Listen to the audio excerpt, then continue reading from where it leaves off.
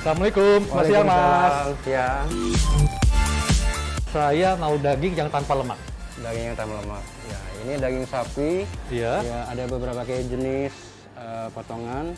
Ada juga yang ini untuk rendang. Iya. Ya, ini untuk dibuat empal. Heeh. Dan juga yang satu lagi untuk masak rawon. Oke, jadi ini yang tanpa lemak, Ya. ini yang lemaknya sedikit, Dan ini dan lemaknya ini yang banyak. berlemak ya. Oke. Nah, pemirsa, jadi daging ini banyak sekali pilihannya. Ada yang tanpa lemak, berlemak sedikit, hingga yang berlemak. Selain mengandung protein, daging bisa menjadi salah satu media penularan kuman penyakit yang berisiko untuk kesehatan kita. Oleh karena itu, kita harus tahu bagaimana cara memilih dan mengolah daging dengan tepat untuk mendapatkan manfaat sehatnya. Nah, untuk itu, kali ini saya akan berbincang dengan Dr. Putri Sakti, spesialis gizi klinik yang akan berbagi tips cara memilih dan mengolah daging yang sehat.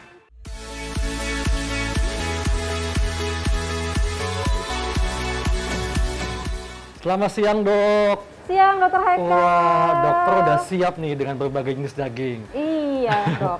Dok, nih, saya pengen tahu, Dok ya. Tentunya masyarakat juga pengen tahu nih. Kenapa kita tetap harus memasukkan daging dalam menu makan kita? Daging, terutama daging merah ya, Dok. Kita itu perlu banget nggak cuman untuk kebutuhan protein aja. Sebenarnya kalau kita lihat, warna merah di sini itu menunjukkan kaya dengan zat besi. Selain itu juga ada B12. Nah, biasanya B12 ini, Dok, sumber utamanya memang dari daging-dagingan atau produk hewani. Dan dia penyerapannya akan lebih bagus itu kalau dari produk hewani dibandingkan yang nabati. Makanya kalau untuk Kemenkes kan mereka menyarankan kita konsumsinya itu porsi gizi seimbang.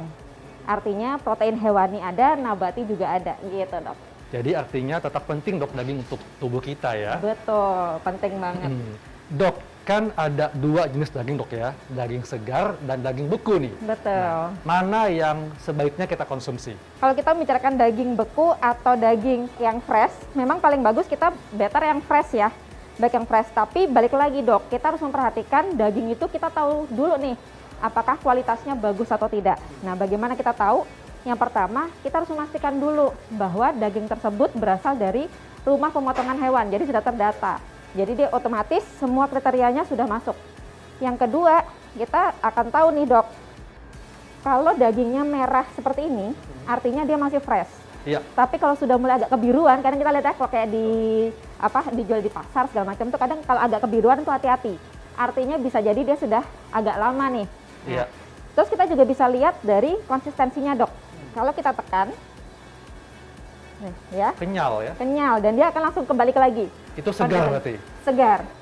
Kalau biasanya kalau dia nggak segar dia nggak gampang balik konsistensinya oke. atau berlendir. Iya. Alot gitu, Dok ya. Betul. Dan kita juga bisa dari aromanya, Dok.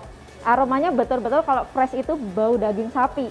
Tapi kalau udah nggak fresh biasanya dia anyir atau amis. Jadi akan bisa jadi patokan kita menentukan itu dagingnya segar atau tidak, Dok. Gitu. Dok, sebetulnya apakah ada nih perbedaan perlakuan antara daging yang segar dengan yang beku? Misalnya, apakah ada perbedaan mulai dari pemotongan, penyimpanan, hingga pengolahannya? Kalau untuk penyimpanannya, Dok, biasanya kalau daging beku ini pastinya dia harus tidak boleh dicuci.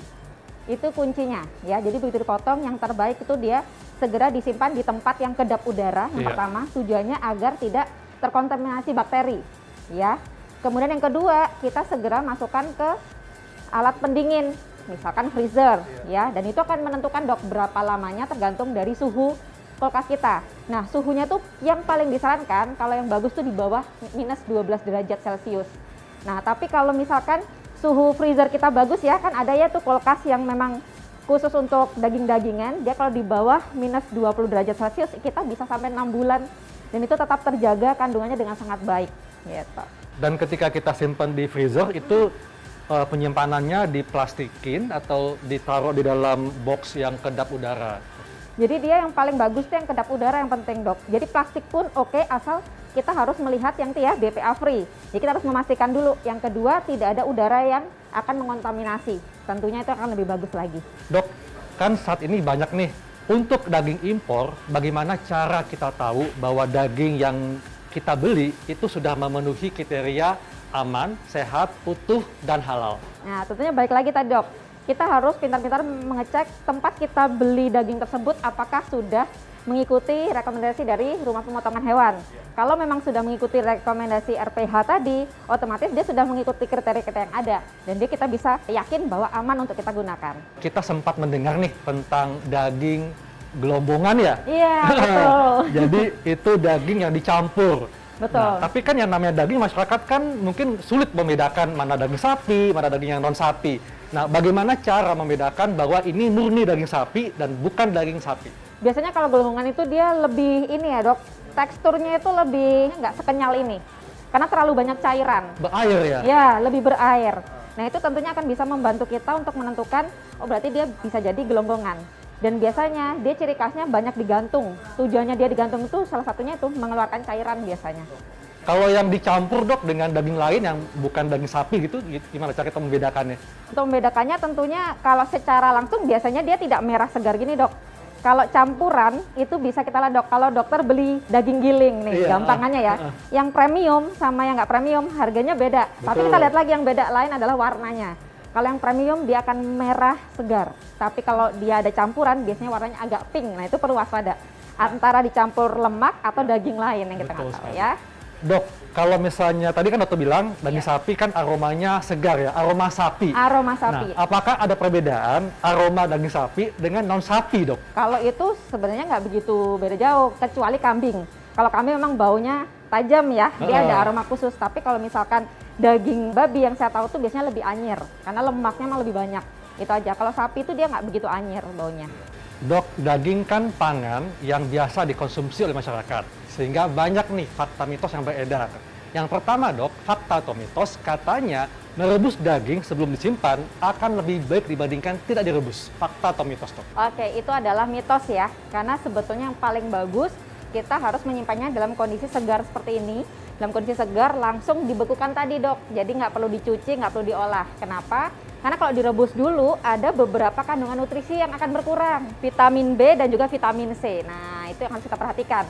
Tapi kalau kita begitu kondisi segar seperti ini langsung kita bekukan dengan beberapa yang tadi diperhatikan saya jelaskan ya dok, itu akan lebih menjaga kandungan nutrisinya dengan lebih optimal. Yang kedua dok, ini fakta atau mitos, katanya nih kalau kita mencuci daging sebelum diolah akan menghilangkan kandungan nutrisinya. Fakta atau mitos? Itu adalah mitos ya dok ya. Kalau kita mencuci itu yang lebih kita khawatirkan adalah kita akan bisa mengkontaminasi daging tersebut dengan bakteri-bakteri di sekitar, biasanya di tempat cuciannya itu dok. Jadi memang yang paling bagus tadi ya dok ya, begitu kita membeli sesuatu, daging itu fresh, kita segera masukkan ke plastik yang vakum udaranya, kemudian kita bekukan tadi dok. Jadi nggak perlu dicuci memang ya, yang terbaik.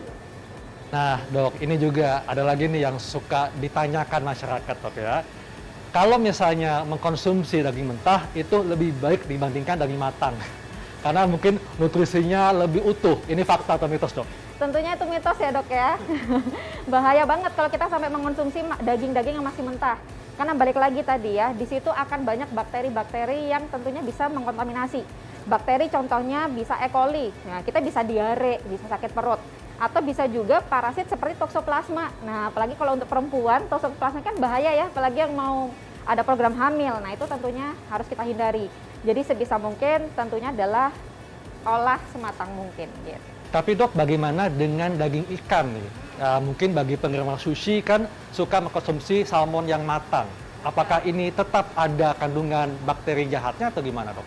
Tentu saja, daging bentuk apapun dok, mau ikan, ayam, ataupun sapi, itu sebenarnya tetap kalau mentah itu akan tetap ada kontaminasi dari bakteri. Salah satunya kalau di sushi atau sashimi ya, kita menyebutnya itu adalah salmonella yang kita khawatirkan.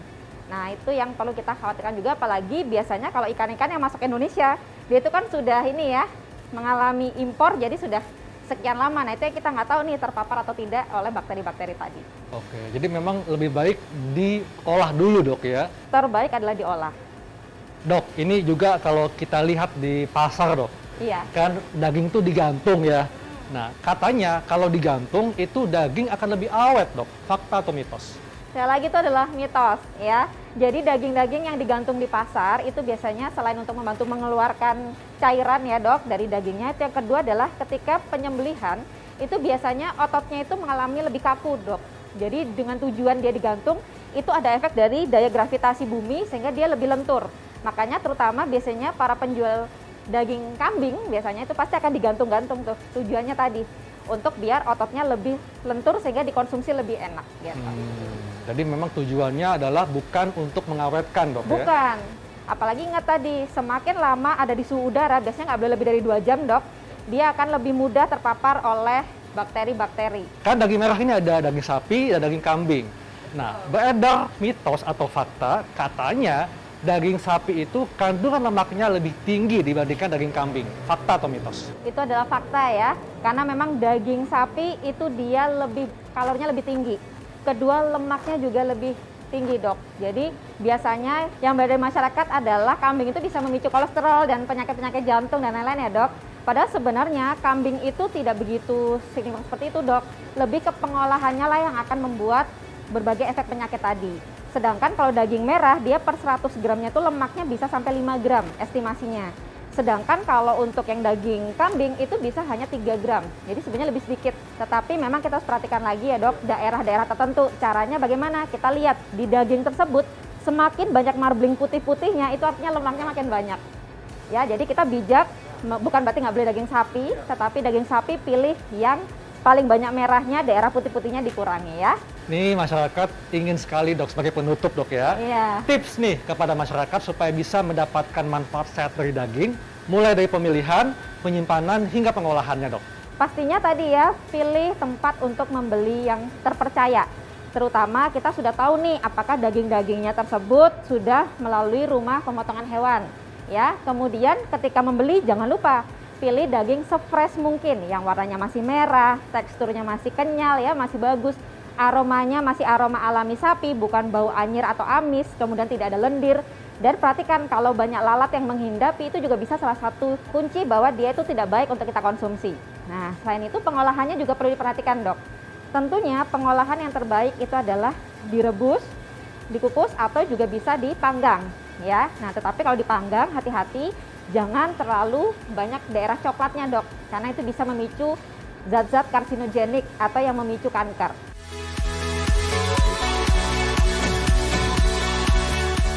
Nah, pemirsa, demikianlah bincang-bincang saya dengan Dr. Putri tentang bagaimana cara memilih dan mengolah daging yang tepat untuk mendapatkan manfaat sehatnya. Dan jangan percaya mitos dan dapatkan informasi kesehatan yang tepat hanya di Hidup Sehat. Saya Dr. Eka Ansyari untuk Hidup Sehat Plus.